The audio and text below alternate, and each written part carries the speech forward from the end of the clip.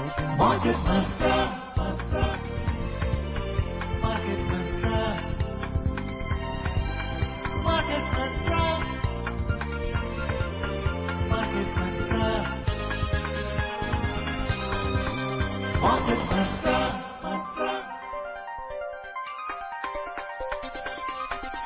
Market Mantra.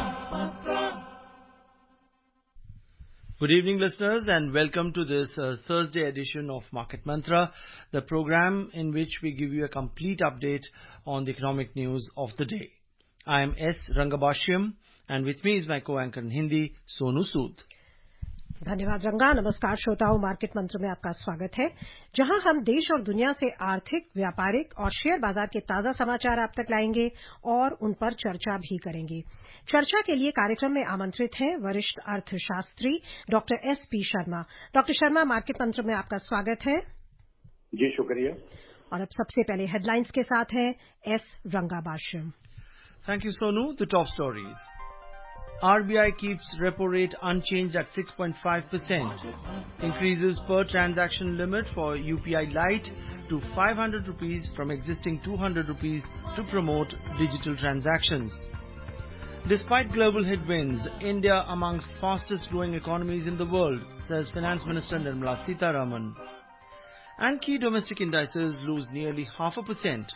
Sensex drops 308 points, while Nifty settles below 19,550. RBI ने अपनी repo दर को बिना किसी बदलाव के 6.5% पर ही बनाए रखा है। डिजिटल लेन देन को बढ़ावा देने के लिए यूपीआई लाइट के लिए लेन देन की सीमा को मौजूदा 200 रुपये से बढ़ाकर किया 500 रुपये। वैश्विक चुनौतियों के बावजूद भारत विश्व की सबसे तेज बढ़ने वाली अर्थव्यवस्थाओं में शामिल है, कहा वित्त मंत्री निर्मला सीतारामन ने। और प्रमुख घरेलू बाजार सूचकांक लगभग 0.5% की गिरावट में रहे। सेंसेक्स 308 अंक गिरा, निफ्टी 19,550 के स्तर से नीचे आया।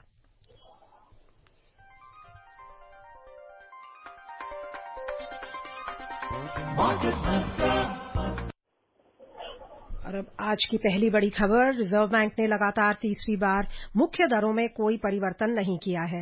द्विमासिक मौद्रिक नीति की घोषणा करते हुए बैंक के गवर्नर शक्तिकांत दास ने कहा कि मौद्रिक नीति समिति ने सर्वसम्मति से रेपो दर 6.5% पर यथावत रखने का फैसला किया। रेपो रेट वह दर है जिस पर reserve bank, central bank of India और अन्य वाणिज्यिक बैंकों को धन उधार देता है। उन्होंने बताया कि समिति मुद्रास्फीति पर नजर रखेगी और महंगाई को लक्षित स्तर के अनुरूप बनाए जाने के प्रति वचनबद्ध है। ब्याज दर को अपरिवर्तित रखते हुए श्री दास ने कहा कि अर्थव्यवस्था में कुल मुद्रास्फीति अभी भी रिजर्व बैंक के 4% के लक्ष्य से ऊपर है। सरकार ने रिजर्व बैंक से कहा था कि वह मुद्रास्फीति को 4% के आसपास स्थिर रखें। बैंक ने मई 2022 से लगातार 6 बार दरों में बढ़ोतरी के बाद इस वर्ष अप्रैल में दर वृद्धि के सिलसिले पर 250 आधार अंक पर विराम लगा दिया था।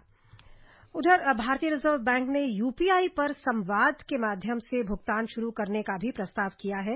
ये प्रणाली उपभोक्ताओं को आर्टिफिशियल इंटेलिजेंस से संचालित बातचीत के जरिए लेन-देन की सुविधा देगी। रिजर्व बैंक के गवर्नर शक्तिकांत दास ने कहा कि ये चैनल स्मार्टफोन और फीचर फोन आधारित यूपीआई चैनलों पर उपलब्ध होगा। शुरुआत में ये सुविधा अंग्रेजी और हिंदी माध्यम में उपलब्ध होगी। बाद में अन्य भारतीय भाषाओं में भी ये सुविधा दी जाएगी। केंद्रीय बैंक ने यूपीआई लेन-देन में निकट क्षेत्र संचार प्रौद्योगिकी के उपयोग का भी प्रस्ताव किया है। आरबीआई ने यूपीआई लाइट लेन-देन की सीमा को 200 रुपये से बढ़ाकर 500 रुपये कर दिया है, लेकिन छोटी डिजिटल लेन-देन की समग्र सीमा को 2,000 रुपये पर अपरिवर्तित रखा गया है। क्या कहेंगे आप डॉक्टर शर्मा? आज जो आरबीआई की पॉलिसी आई है उसमें कई प्रावधान आए हैं डिजिटल जो ट्रांजैक्शंस हैं उनको बढ़ावा देने के, और उससे जुड़े हुए एक टेक्नोलॉजिकल जो आर्टिफिशियल इंटेलिजेंस के जरिए कॉन्वर्सेशनल ट्रांजैक्शंस हैं उनको बढ़ावा देने के लिए, उन पर हम बाद में आएंगे। पहले आप बताएं कि जो उन्होंने यथावत बनाए रखने का फैसला लिया है रेपो दर को, इससे आप कितने खुश हैं, या ये आपको लगता है कि कुछ उम्मीद थी कटौती की? देखिए, कटौती की उम्मीद तो नहीं थी, क्योंकि जो इन्फ्लेशन खास करके जो सीपीआई इन्फ्लेशन है वो अभी भी एक रिजिड स्तर पे है, जिसको प्रयास किया जा रहा है कि नीचे लाने का, कि वो 4% के आसपास आ जाए, लेकिन अभी भी वो 4.8% के ऊपर ही अभी प्रिवेल कर रहा है, जो कि हम उसको एक टॉलरेंस लेवल के पास नहीं कह सकते। तो इस वजह से कोई एक्सपेक्टेशन ऐसी तो नहीं थी कि आरबीआई कुछ रेट कट करेगा। ये जरूर था कि आरबीआई स्टेटस को रखेगा, क्योंकि ऑलरेडी हमारा जो रेपो रेट है वो काफी ऊपर जा चुका है, 6.5 रेपो रेट है। और भारत जैसे देश में जहां पे फंडिंग की बहुत ज्यादा रिक्वायरमेंट रहती है, और जहां पे जो खासकर जो छोटे मझोले उद्यमी हैं, जो कि बहुत बड़ी तादाद में है, जो 6 करोड़ से भी ज्यादा हमारी एमएसएमईज हैं, तो उनके लिए बहुत जो एनवायरनमेंट है काफी खराब, डिफिकल्ट हो जाता है उस हाई इंटरेस्ट रेट के चलते उनको अपने व्यापार में आगे बढ़ने का। और दूसरा, जो कंज्यूमर्स के लिए जो उनके लोन्स हैं, होम लोन्स हैं, जो या फिर पर्सनल लोन्स हैं, इन सब चीजों के ऊपर इन चीजों का असर पड़ता है। तो ओवरऑल इकोनॉमी में एक ऐसा जो मोमेंटम बना हुआ होता है, उसमें थोड़ा रुकावट आनी शुरू जब ज्यादा इंटरेस्ट रेट बढ़ते हैं। तो इस जंक्शन पे ये जरूरी था कि ग्रोथ को सपोर्ट किया जाए। वो आरबीआई ने किया, क्योंकि अभी जो ग्लोबल कंडीशंस हैं वो बहुत ऐसे डिस्टर्बेंसेस आती हैं, कई बार ग्लोबल हेडविंड्स ऐसे हैं कि कई बार ऐसा इम्पैक्ट लेके आते हैं, फाइनेंशियल मार्केट्स में इम्पैक्ट होता है। तो हमें ग्रोथ को संभालने के लिए अपना जो कंजम्पशन है उसको इंटैक्ट रखना बहुत जरूरी है, बिकॉज कंजम्पशन से ही हमारी ग्रोथ आगे प्रफुल्लित हो पाती है, क्योंकि हम ज्यादातर ग्लोबल इकोनॉमी के ऊपर डिपेंडेंट नहीं रह सकते because of the so many turbulences at the global level. So जो आरबीआई ने ये निर्णय लिया कि रेपो रेट को स्थिर रखा जाए 6.5% के ऊपर, अभी स्टेटस को का वातावरण रखा है, वो बहुत ही एक कैलिब्रेटेड स्टेप है कि आरबीआई ने जो आज लिया, जो सोच समझ के, जो और साथ में जो ग्रोथ के प्रोजेक्शंस दिए वो बहुत इंटैक्ट हैं, और जो एक अच्छी एनकरेजिंग एनवायरनमेंट जो बनाते हैं, जिससे जैसे आरबीआई ने बोला कि अभी जो हमारा 23-24 में जो ग्रोथ है वो 6.5% के आसपास रहेगा, और Q1 में हम 8% के आसपास ग्रो करेंगे, Q2 में हम 6.5% के आसपास ग्रो करेंगे, Q3 में 6% के आसपास ग्रो करेंगे। तो ओवरऑल जो ग्रोथ है वो इंटैक्ट है। जो भारत है वो अभी फास्टेस्ट मूविंग इकोनॉमी है, अगर हम मेजर इकोनॉमीज में देखें तो भारत का ग्रोथ ज्यादा है, लेकिन इन्फ्लेशन के लिए थोड़ा सा आरबीआई ने इजाफा किया है कि इन्फ्लेशन जो एंटिसिपेटेड ट्रैजेक्टरी थी थोड़ा उससे ऊपर जा सकता है, लेकिन डिपेंड करेगा आने वाले टाइम में। अगर हम समझते हैं कि पेरिशेबल्स की वजह से भी इन्फ्लेशन में काफी जो ऐसी रिजिडिटी बनी हुई है कि वो उस स्तर पे नहीं आ रहा है, तो अगर पेरिशेबल के प्राइसेस एड्रेस हो जाते हैं तो आने वाले टाइम में इन्फ्लेशन में गिरावट आने की संभावना को भी रद्द नहीं किया जा सकता। Yeah. Dr. Sharma, as you said, the RBI's decision was in line with what the street was expecting, no change at all, and keeping the repo rate unchanged at 6.5%. But at the same time, RBI has also acknowledged about, rising inflation, especially in food and even in food, vegetables. Do you think, although in retrospect, do you think RBI could have given a signal, a decisive kind of impact on inflationary expectations with a token increase of, say 25 basis points? No, I don't see that there was some expectation or some need to enhance the repo rate by 25 basis point or by other basis point. But I would definitely suggest that this inflation rise or inflation rigidity is only because of the supply side disturbances, not because of the demand trajectory. Especially in vegetables. Yes, so the vegetables, particularly the perishables. So that's why the inflation is becoming rigid at current level, because we have observed that monsoon behavior is very, very abrupt sometimes. Sometimes there are floods and supply disturbances because supplies are not reaching at the doorsteps of the consumers. And sometimes damage is there to the some kind of vegetables because of the flood. So that's why the inflation, the prices are going up, and that is not because of an monetary policy or increasing repo rate may not address such kind of disturbances which are temporary. So going forward, the expectation that though expectation is that the inflation may go up, but overall inflation trajectory has come down significantly from its peak of 7.8% that we observed in April 2022. Now the inflation is 4.8%, which is significantly below the peak level. So going forward, the challenge will remain, but there is no need to address it by increasing the repo rate or making it the monetary policy more hawkish.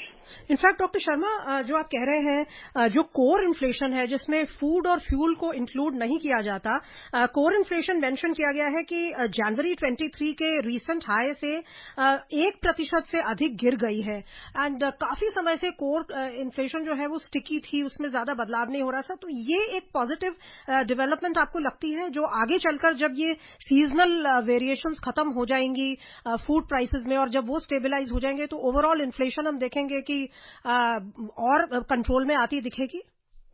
जी बिल्कुल सोनू जी, आपने बिल्कुल सही फरमाया कि जो core inflation है उसमें काफी गिरावट. अगर आप WPI में देखेंगे, WPI में मेजरली जो प्राइसेस हैं वो raw materials and input prices के जो उसमें टोटल जो वेट होता है वो बहुत ज्यादा है. तो उससे पता चलता है कि जो हमारे जो सप्लाई है, जो हमारे रॉ मटेरियल के प्राइसेस हैं, जो इनपुट कॉस्ट है, वो काफी उनमें स्टेबलाइजेशन आई है. और WPI इन्फ्लेशन जो है वो पीक से जो लगभग कोई 15-16% के ऊपर पीक किया जाके पिछले साल में अप्रैल में जून में, तो अभी वो माइनस में है, -4%. तो जिससे हमें इंडिकेशन मिलती है कि आने वाले टाइम में जो रिटेल प्राइसेस हैं, जो खुदरा प्राइसेस हैं, उनमें भी गिरावट की संभावना है. बस बिल्कुल इसी वजह से ये जो वेजिटेबल के प्राइसेस हैं, जो पेरिशेबल प्राइसेस हैं, इनकी वजह से ही जो इन्फ्लेशन ट्रैजेक्टरी जो है वो रिजिड बनी हुई है खुदरा प्राइसेस में, CPI में. तो जैसे ही ये प्राइसेस स्टेबलाइज होते हैं तो इन्फ्लेशन के काफी हद तक नॉर्मलाइज होने की संभावना है आने वाले टाइम में. Dr. Sharma, let's also talk about deposit rates and also interest rates on loans.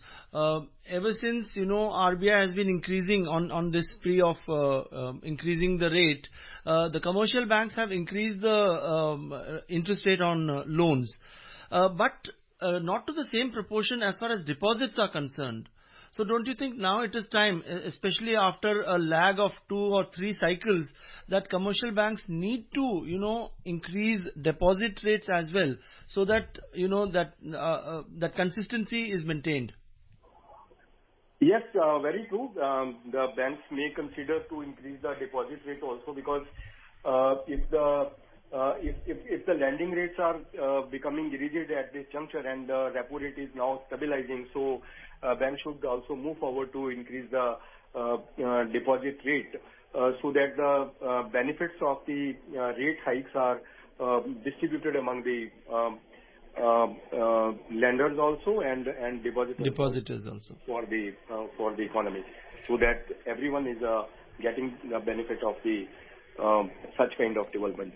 और एक जो 10% इंक्रीमेंटल CRR लगाया गया है net deposit and time deposits में, उसको आप कैसे देखते हैं? लिक्विडिटी मैनेजमेंट कितना इम्पोर्टेंट टूल है इन्फ्लेशन को चेक में रखने का, क्योंकि कहा गया है कि इससे लगभग 1 लाख करोड़ की जो लिक्विडिटी है वो कम होगी सर्कुलेशन में. जी बिल्कुल. जो देखिए, जो स्टेबलाइजेशन है, जो प्राइस स्टेबलाइजेशन है और जो लिक्विडिटी मैनेजमेंट है, उसको खाली रेपो रेट से ही आप एड्रेस नहीं कर सकते. बहुत सारे RBI के इंस्ट्रूमेंट्स हैं जहां से लिक्विडिटी को मैनेज किया जाता है. तो अब अगर बैंक्स अपना डिपॉजिट रेट बढ़ाते हैं तो उससे क्या है कि इकोनॉमी से लिक्विडिटी जो एक्सेस है वो भी कम हो जाएगी. लोग अपना पैसा जो है ज्यादा ब्याज दर पे बैंक में रखना ज्यादा पसंद करेंगे, जिससे कि उनकी जो एक्स्ट्रा एक्सपेंडिचर हैबिट है, जो उसके ऊपर इन्फ्लेशन को कंट्रोल करने के लिए लॉन्ग टर्म में उसके ऊपर काफी असर आएगा. तो इन्फ्लेशन स्टेबलाइजेशन रहेगी. तो ये सब मेजर्स जो है वो बहुत अच्छे हैं, क्योंकि एक ही चीज से रेपो रेट इंक्रीज करके ही आप स्टेबिलिटी लेके नहीं आ सकते। बहुत सारे इंस्ट्रूमेंट्स हैं जिनकी जो लिक्विडिटी मैनेज करने के लिए आरबीआई अडॉप्ट कर सकता है time to time according to the market conditions and the anticipation of the economic developments. Yeah, Dr. Sharma, but let's also talk about the flip side. Could it adversely impact, the offtake of loans and especially consumer loans? Say, for example, loans for white goods and two-wheelers and cars. Because I'm saying this because in the next couple of months we will be stepping into the festive season, culminating in Diwali. And as most companies say, 50% of their sales comes in the last 2 months preceding Diwali. For the entire year, the 50% of sale comes in just 2 months before Diwali or the festive season. So can it adversely impact sales as such? No, there should not be any adverse impact on the sales of the festive demand or anything else, because when the prices, when the repo rate is stabilizing at 6.5%, RBI is not increasing, then the banks also come forward to lend at some softening in the lending rates also. Now, if the repo rate trajectory is going up and up, then the banks become reluctant to provide loans at the lower rate. They also increase in the same proportion or even more than that. But if the repo rate stabilizes, then they also think to disburse more and more loans, and they start reducing the lending rates also at a little bit. Because now they observe that now repo rate is stabilizing and we have to disburse more and more loans to the consumers to maintain their balance sheets and to get the benefit of the consumption in the market by disbursing more and more loans. So loan growth also happens in the same proportion. But I don't see that there will be any negative impact on the consumption demand, because we have observed despite the increase in the repo rate during the last many quarters, and now we are at 6.5%. The sales in the other like the if I consider the demand like the passenger vehicles growth, it is increasing consistently. It increased 7.9% YOY in July, and 6% YOY in June, and 15% YOY in May, and 15% again in April. So the demand trajectory, if we consider the major indicator of the passenger vehicles growth YOY, it remains intact. There is no decline in the growth of passenger vehicle sales. So that is indicating that there is no major impact on the demand trajectory because of the increase in the interest rate scenario. और एक और जो आज development हुई है, बहुत ही exciting announcements हुई हैं यूपीआई को लेकर, जिसमें टेक्नोलॉजी के इस्तेमाल का भी चर्चा हुई है। डिजिटल ट्रांजैक्शंस को प्रमोट करने के लिए यूपीआई लाइट का जो लिमिट है वो 200 रुपए से बढ़ाकर 500 रुपए कर दिया गया है। कॉन्वर्सेशनल पेमेंट्स की बात हो रही है, आर्टिफिशियल इंटेलिजेंस के यूज से जो अभी हिंदी और इंग्लिश में होगा, और वो न सिर्फ स्मार्टफोन्स में, feature phones based UPI channels में भी होगा, और नियर फील्ड कम्युनिकेशन टेक्नोलॉजी की भी बात हो रही है। ये डेवलपमेंट्स आपको कितनी इंपॉर्टेंट लगती हैं इस डिजिटल एरा में? देखिए, भारत डिजिटल ट्रांजैक्शंस में सबसे तेज गति से बढ़ने वाली अर्थव्यवस्था है। हमारी जो डिजिटल ट्रांजैक्शंस हैं वो चाहे वो एडवांस्ड इकोनॉमीज हों या इमर्जिंग इकोनॉमीज हों, तो सबसे ज्यादा है। We are number 1 in the growth of the digital economy, digital transactions.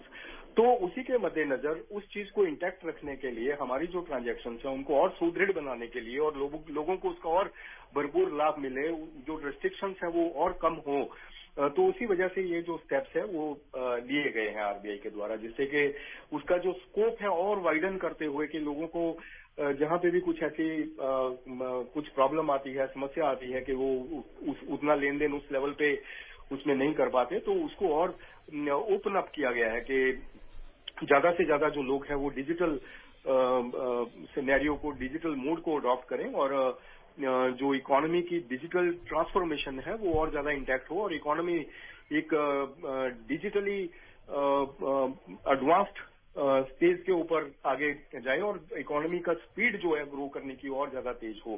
तो ये सब मेजर्स बहुत ही पॉजिटिव हैं और इनसे जैसे हमने देखा है कि इकोनॉमिक ग्रोथ के ऊपर भी बड़ा, क्योंकि जब हर्डल्स रिमूव होती हैं, जब आप इजियर सिस्टम्स अडॉप्ट करते हैं पेमेंट्स के लिए, जो लेन देन में सब आदमी की रोजमर्रा की जिंदगी में जो जरूरत पड़ती है, तो उसके लिए काफी इजियर हो जाता है कि आगे जो इन सब चीजों का आदान। जी, right. Let's move on and take a look at some of the other news items.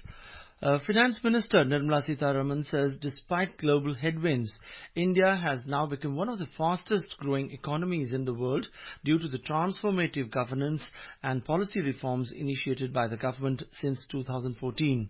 She was speaking during the discussion on no confidence motion in the Lok Sabha today. Talking about the steps taken by the government to improve the conditions of public sector banks, Ms. Sitharaman stressed that gross NPAs are at decadal low. The minister also said India is now witnessing high growth and low inflation, whereas the country witnessed high inflation and low growth during the UPA rule. Dr. Sharma, what the finance minister is saying is probably true. 10 years back we used to talk about stagnation accompanied by high inflation, which is now reversed. Now we are having high growth and very benign inflation. Yes, true. Honorable Minister has said very rightly that despite the headwinds, despite the unprecedented headwinds, India's growth trajectory remains strong and very promising. Going by the numbers of the IMF, we will be the fastest moving economy among the major economies. Not only for the current year or the next year,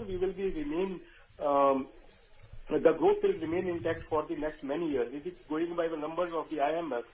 By 2028, India's growth rate, average growth rate according to IMF, will be 6.1%. That is much higher if we compare with China at 4.1% on an average from 2023 to 2028.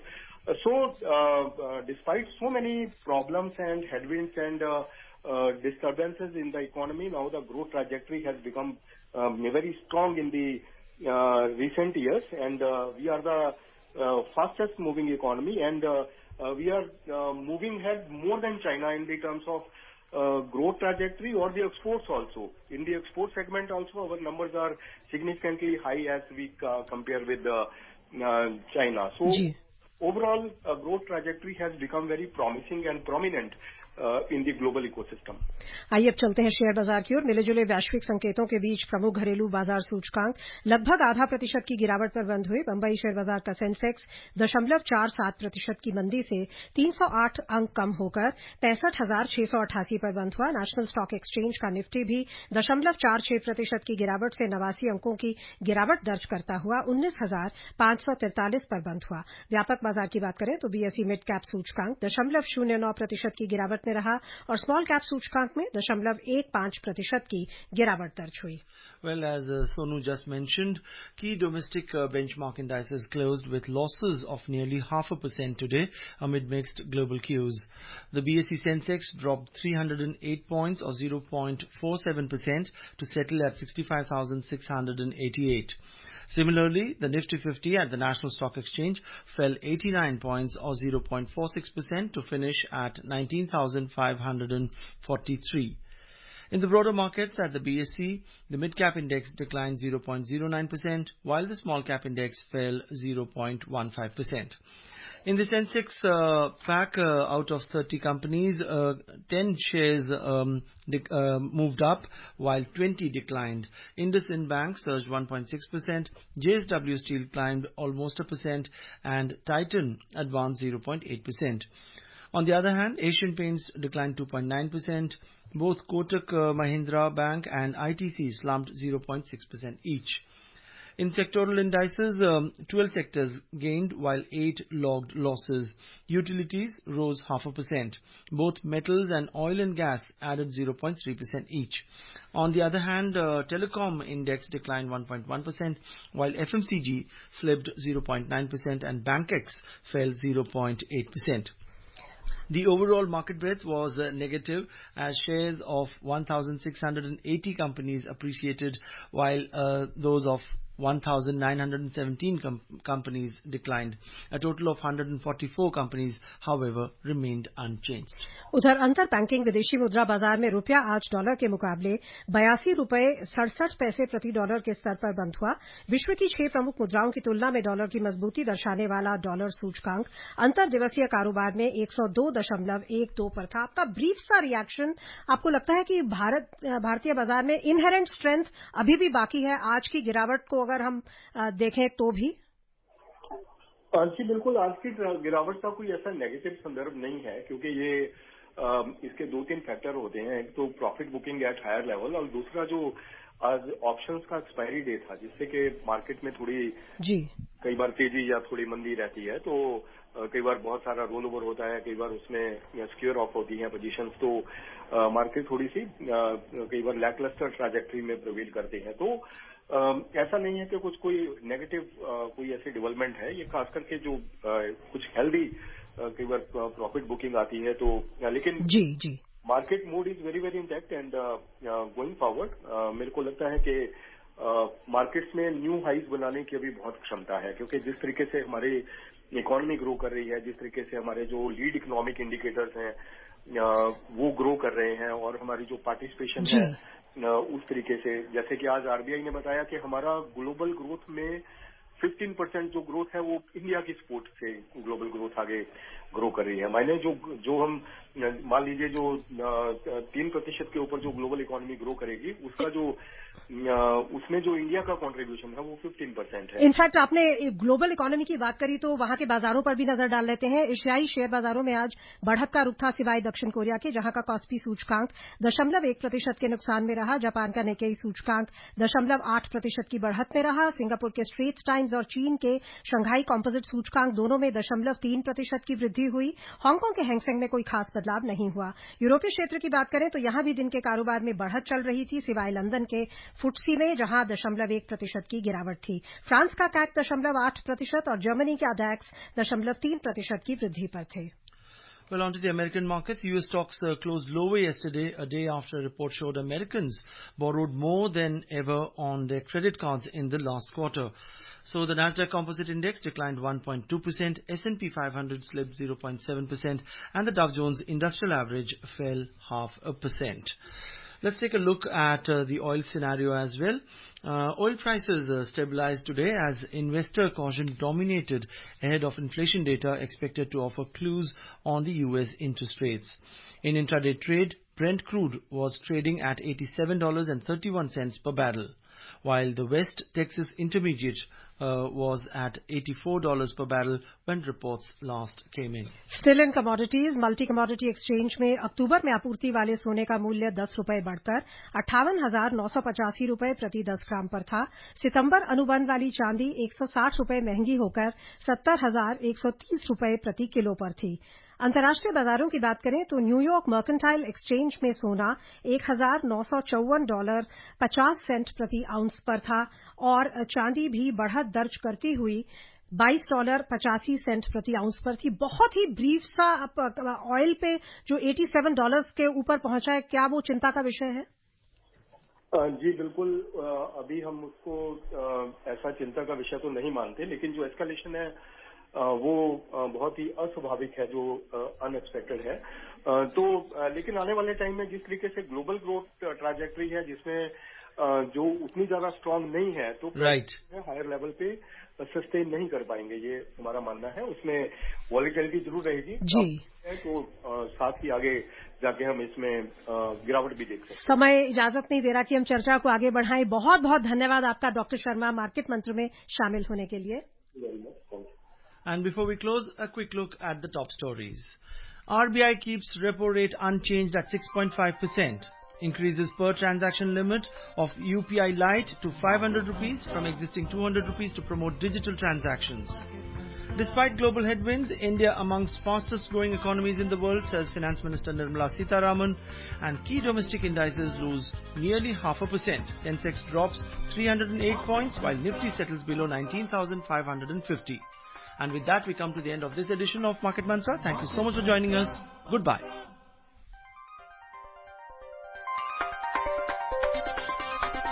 Market Mantra.